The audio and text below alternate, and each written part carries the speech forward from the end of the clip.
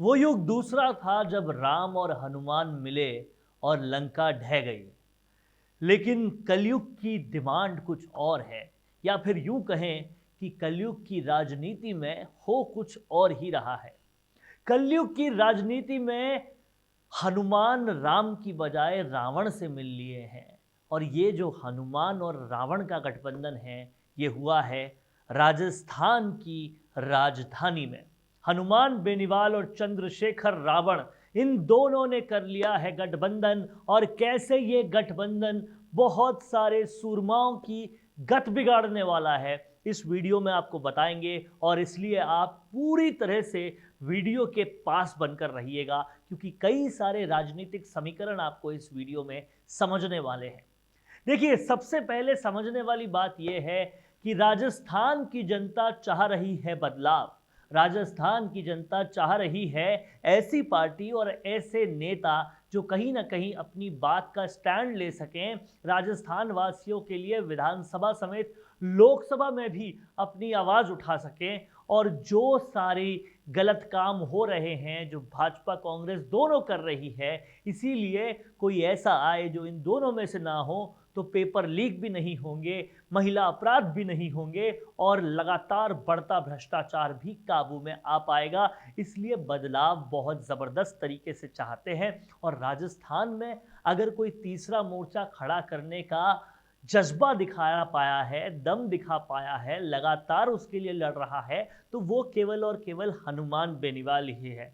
ऐसे तो कई सारी पार्टियां लोग बना रहे हैं, लेकिन हनुमान बेनीवाल लोकप्रियता के पैमाने में भी ज़बरदस्त हैं, अपनी जनता के लिए लोकसभा में आवाज़ उठाने में भी ज़बरदस्त हैं। और जो स्टैंड, मसलन किसानों का स्टैंड उठा लिया अगर उन्होंने, तो उसके लिए हर संभव कोशिश करते हुए सब कुछ कर गुजरने को भी तैयार हैं। जैसे एनडीए का साथ छोड़ना हुआ, इस तरह के कई वाक़ये देखे गए कि हनुमान बेनीवाल अपनी बात पे कायम रहे हैं। इसलिए कहीं ना कहीं लोग उनको पसंद करते हैं। और ख़ासकर जो उनका टारगेट है वो है जाट लॉबी। और राजस्थान में जाट वोटर सबसे ज़्यादा हैं। जाटों में सबसे लोकप्रिय नेता हनुमान बेनीवाल हैं, ये बात किसी छुपी हुई नहीं है।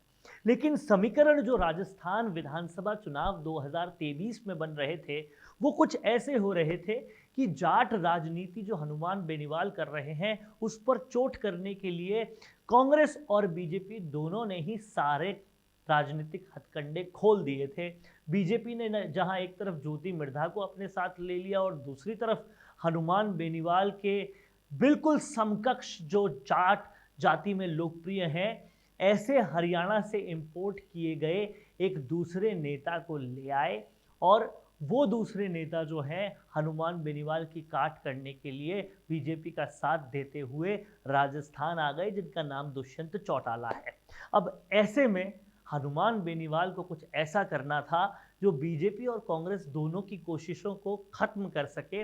और कहीं ना कहीं आम आदमी पार्टी उसमें फिट बैठ नहीं रही थी, क्योंकि राजस्थान में उनका कुछ वर्चस्व बन नहीं रहा था, राजस्थान में वो ज़्यादा कुछ कर नहीं पा रही थी। इसीलिए उनका गठबंधन तो था ही, लेकिन एक बड़ा गठबंधन हनुमान बेनीवाल ने और किया है चंद्रशेखर रावण के साथ, जो कि आज़ाद पार्टी भीम आर्मी से हैं। अब आप समझिएगा ये क्यों इंपॉर्टेंट है।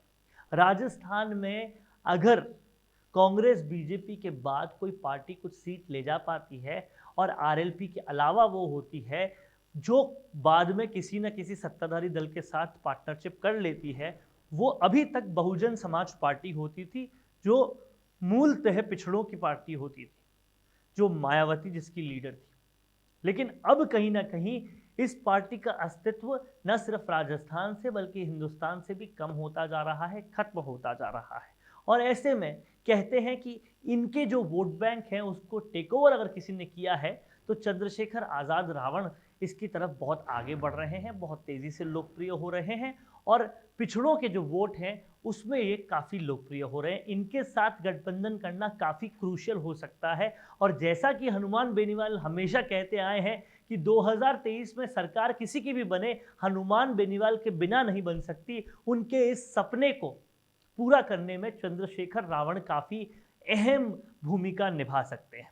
दूसरी बात, दूसरी तरफ कहीं ना कहीं सत्ता के गलियारों में ये हो रही है कि जाट वोट काटेंगे कांग्रेस के हनुमान बेनीवाल और पिछड़ा वोट कांग्रेस का काटेगा चंद्रशेखर रावण, और ऐसे में चंद्रशेखर रावण बहुत सारे अल्पसंख्यक वोट भी काट सकते हैं। ऐसा अगर हो जाता है तो कहीं ना कहीं हनुमान बेनीवाल और चंद्रशेखर रावण गाहे बगाहे चाहे अनचाहे ज़्यादा फायदा बीजेपी का ही कराएंगे। हालांकि बीजेपी के भी कुछ सुरमा इसमें चित हो जाएंगे। तो देखना यह होगा कि कैसे बढ़ती हुई राष्ट्रीय लोकतांत्रिक पार्टी की ताकत और हनुमान बेनीवाल और रावण का ये गठबंधन आगे बढ़ पाता है। आपको इस पर नजरें गड़ाए बैठानी पड़ेगी, क्योंकि कहीं ना कहीं ये जो गठबंधन है वो काफ़ी कुछ दिखाने वाला है, राजस्थान की राजनीति को एक अलग मोड़ देने वाला है और कुछ बदलाव के दरवाज़ों पर खटखटाने वाला है। कैसा लगा आपको ये वीडियो कमेंट करके ज़रूर बताएं और देखते रहिए राजस्थान संवाद। नमस्कार।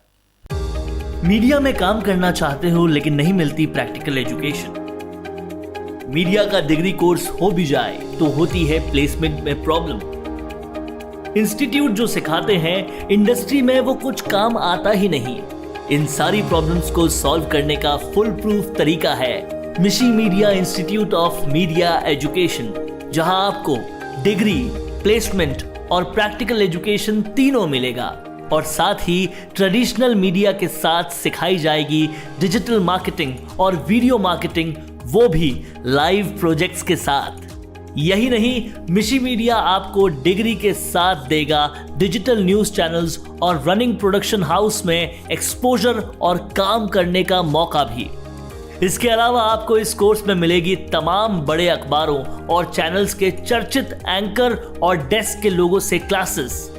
साथ ही यहाँ प्रैक्टिकल एजुकेशन देने के लिए आपको नेशनल चैनल्स के ब्यूरो चीफ रह चुके लोग और टेक्निकल टीम की मिलेगी मेंटरशिप, और ये सब कुछ मिलेगा यूजीसी अप्रूव्ड यूनिवर्सिटी की बी वॉक डिग्री के साथ। तो degree, placement, practical education, industry expert से सीखना और लाइव प्रोजेक्ट्स में काम करने के साथ सीखना, इतना सब कुछ एक साथ, और वो भी बहुत ही कॉस्ट इफेक्टिव तरीके से।